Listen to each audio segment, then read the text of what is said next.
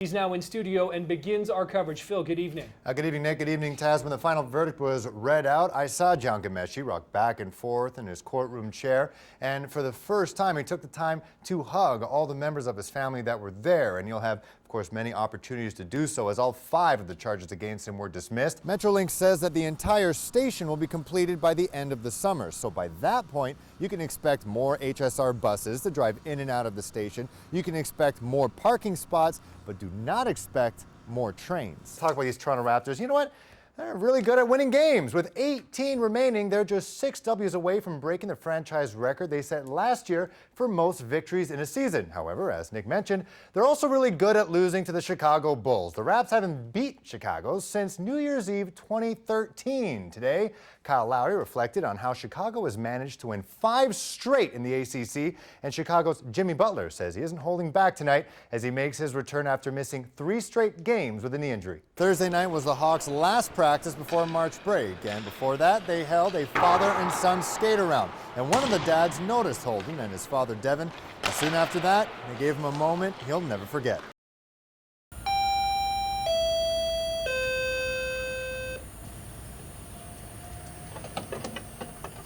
That's about as loud as it gets at Hamilton's newest GO station during rush hour, and the 9 commuters who boarded the train aren't complaining. I love it. It's really close to my house. Timing of the trains, this works out really well for me. Yeah, I just walk here and I'm here in less than 10 minutes. It's great. And you never have to fight for a seat. Over a 3-day span, an average of 33 people hopped on the 2 Toronto-bound trains that depart the West Harbour station during the 6 o'clock hour. However, 15 minutes away in Burlington, it's survival of the fittest to park and sprint to catch the 7:15 train from Aldershot to Union Station.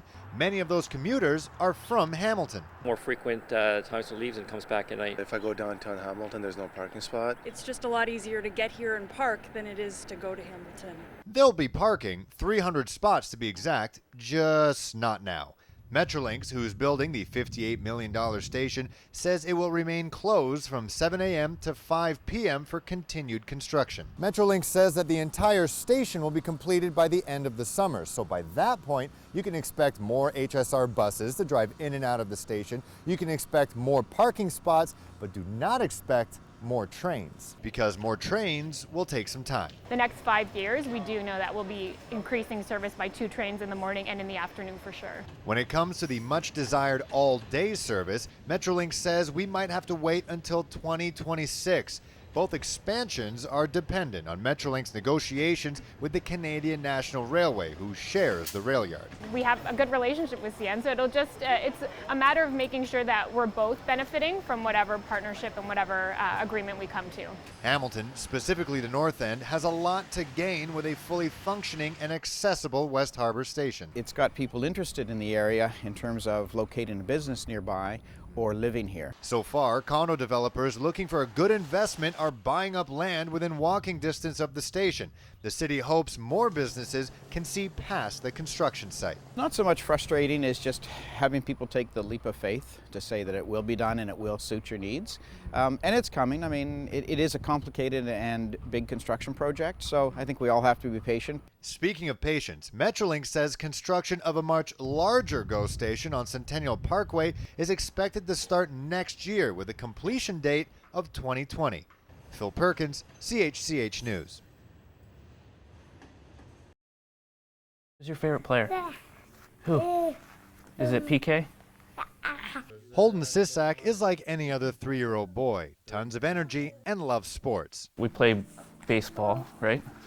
Yeah. And you go skating, play basketball. What sets him apart is that he's living with Lesch-Nyhan syndrome, an extremely rare condition that only 5 other Canadian children have and affects his motor and cognitive skills.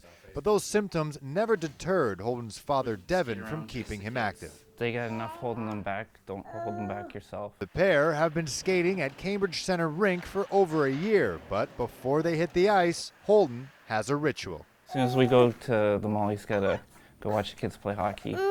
You can sit there for hours. And on a special night, Holden went from being a fan of the Cambridge Hawks to a teammate. Thursday night was the Hawks' last practice before March break, and before that they held a father and son skate around. And one of the dads noticed Holden and his father Devin, and soon after that they gave him a moment he'll never forget. They took the time to notice him and notice how he was following them and invite him out to be a part of it. I had a friend growing up who had muscular dystrophy. And he'd say to me, all I want to do is just, I'd love to be out there to be with you guys on the ice. Put two and two together, and it went from there. Holden also put two and two together, puck into net.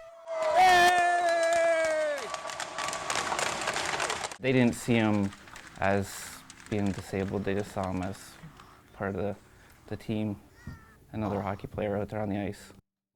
Did you play hockey last night? Hey? Yeah. Yeah? Did you score on the goalie? Yeah. Yeah? Okay, so you got a goal?